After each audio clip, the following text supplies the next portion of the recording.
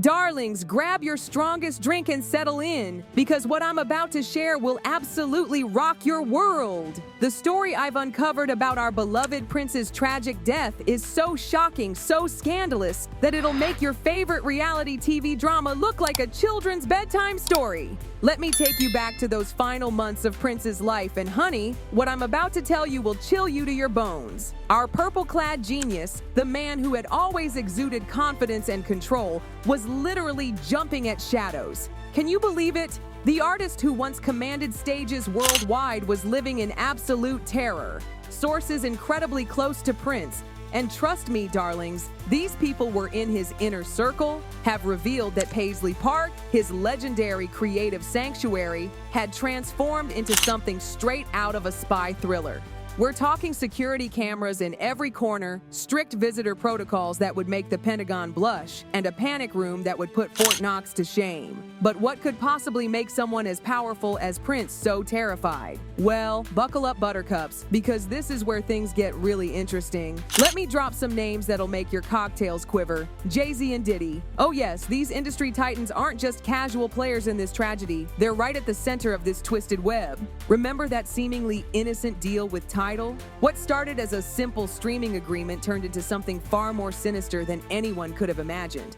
Picture this scenario. Prince, our beloved rebel who had fought the music industry's machine for decades, discovers his precious music being streamed without his permission.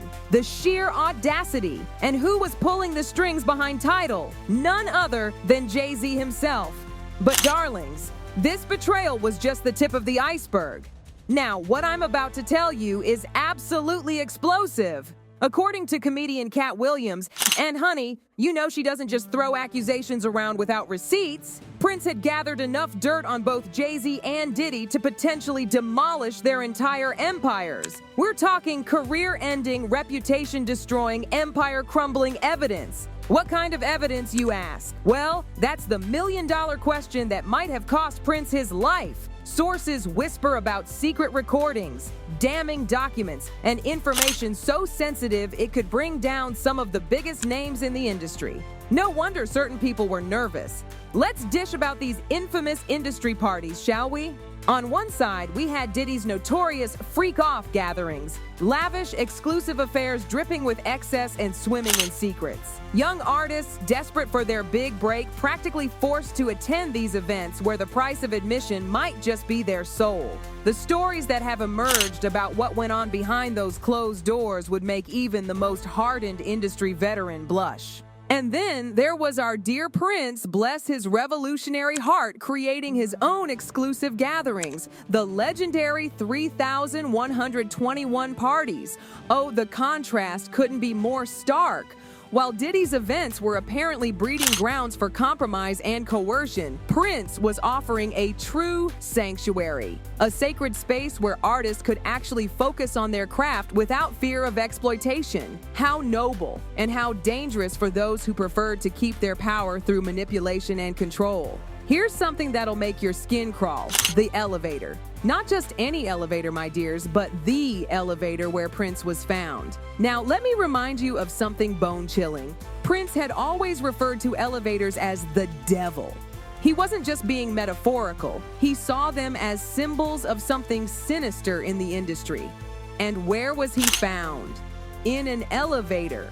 The symbolism is so perfect, so calculated, it's absolutely terrifying. And let's talk about that haunting social media message he posted before his death.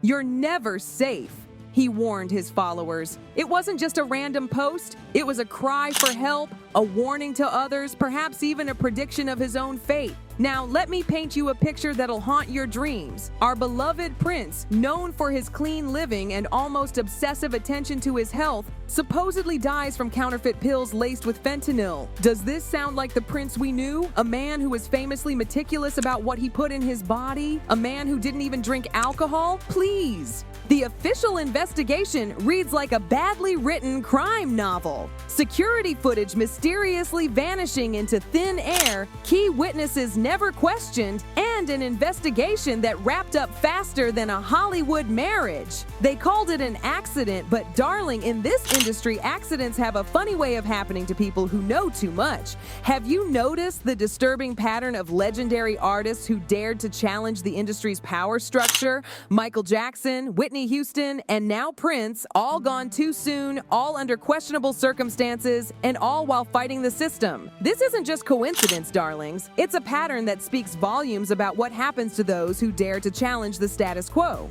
Even Kanye West, and say what you will about him, but he knows the industry's darkest corners, suggested that Prince, like Michael Jackson, was silenced to protect powerful interests.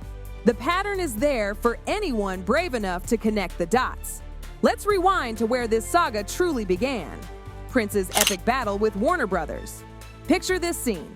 An 18-year-old musical prodigy signs what seems like a dream contract, only to find himself trapped in a gilded cage. The moment he wrote "slave" across his face, it wasn't just for shock value, it was a desperate cry for help from a system designed to control and exploit. That infamous $100 million contract in '92. Honey, it was nothing but golden handcuffs. The fine print might as well have been written in blood, basically signing away his precious master recordings to the label. Is it any wonder he fought so desperately to break free?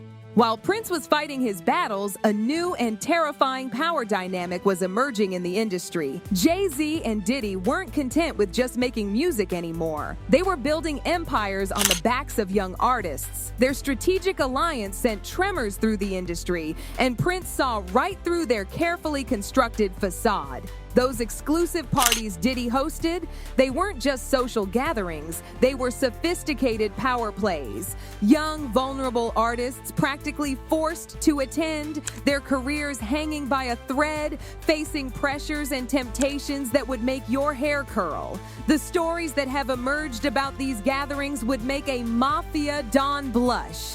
In those last precious weeks of his life, Prince was planning something big, something that could have changed everything. He had scheduled appointments with addiction specialists, not because he was an addict, darlings, but because he needed help with what he believed were prescription painkillers. But before he could get that help, well, we all know how this tragic story ends. The official story would have us believe it was just an accidental overdose. But let me ask you this: how does a man who was actively seeking help, who was known for his clean living, who had survived decades in this cutthroat industry, suddenly fall victim to counterfeit pills? The pieces of this puzzle simply don't fit together. Darlings, while Prince may be gone, his fight for artistic freedom continues to inspire new generations. Every time a young artist stands up to industry exploitation, every time someone dares to challenge the status quo, Prince's spirit lives on in their rebellion. But let this be a warning to all who dare to speak truth to power in this industry. Watch your backs. Because as Prince's tragic story shows us, the price of freedom can be devastatingly high. The same forces that silenced him are still out there, still controlling, still manipulating from the shadows. The mysteries surrounding Prince's death continue to multiply. Why were certain security cameras mysteriously malfunctioning on that fateful day? Who supplied those counterfeit pills? And how did they find their way into Paisley Park? Why was the investigation closed so quickly, despite so many unanswered questions? And perhaps most chillingly, what happened to all that evidence Prince had supposedly gathered? The documents, the recordings, the secrets that could have brought down empires, where did they all go? Some say they're locked away in a vault somewhere, a dead man's insurance policy. Others whisper that they were destroyed in the chaos following his death. The harsh reality, my dears, is that in an industry built on power, control, and manipulation, those who dare to challenge the system often pay the ultimate price. Prince knew too much, saw too much, and most dangerously of all, was prepared to expose too much. His death serves as a chilling reminder that in the music industry, nothing is ever quite what it seems. Behind the glitz and glamour lurks a darker world, a world of power plays, betrayal, and deadly consequences for those who dare to speak out. And remember, darlings, as Prince himself warned us, you're never truly safe in this industry. The same forces that silenced him are still out there, watching, waiting, and ready to strike at anyone who threatens to expose their secrets. Now, if you'll excuse me, I need to make sure this story gets out before, well, let's just say I've learned from Prince's example. In this industry, you never know who might be listening or what tomorrow might bring.